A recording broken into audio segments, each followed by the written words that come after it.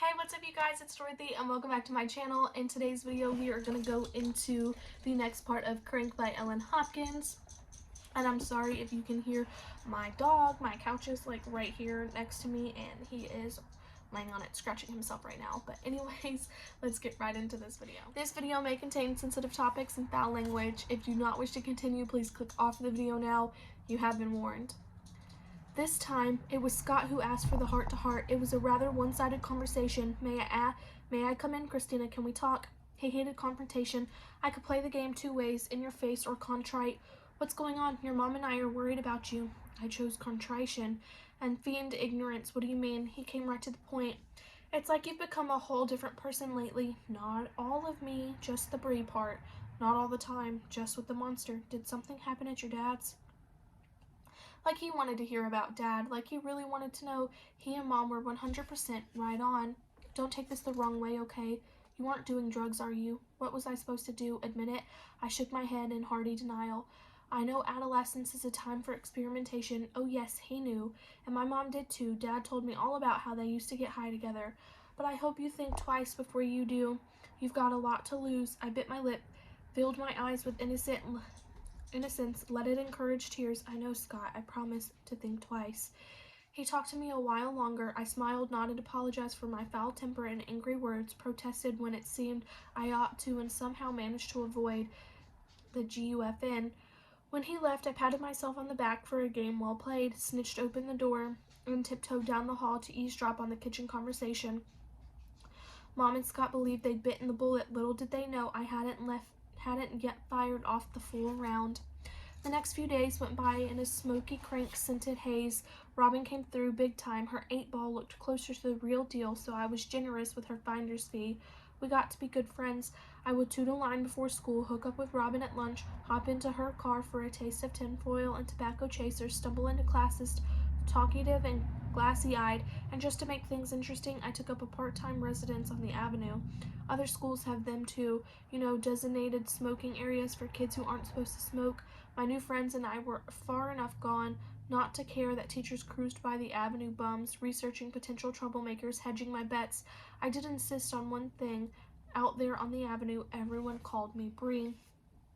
I gave up the bus in favor of rides, Robin with a detour of 2 along the way to indulge in some homework helper. Like it really helped. A couple of afternoons she had cheerleading practice. How could she do backflips and cartwheels without killing herself? Those days Chase came by to take me home and stopped by the park for a good long make-out session. I invited him to share my stash. He took a snort or two but declined the tinfoil routine. I let him get away with it the first time. On his second refusal, I asked why not. He shrugged. I have set boundaries. I meant to analyze Chase's limits that very weekend to learn just how far I could stretch him at the edges, to judge how wide I might wrap him self-imposed morality. Don't ask me why I felt incredible need to test this person that meant so very much to me, to fathom his most personal thoughts, coolly dissect his psyche. I only know it was one table for that Saturday until fate intervened. Okay, the air races intervened.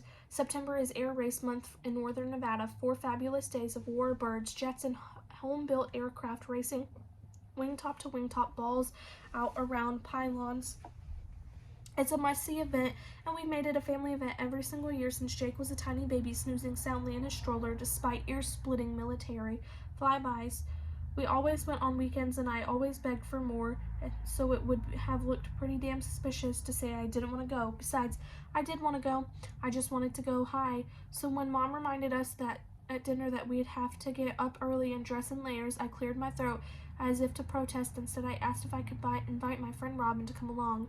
Again, I made the perfect premonitory strike. Mom was so happy I would participate without incident, that she not only gave her blessing but let me ride in Robin's car.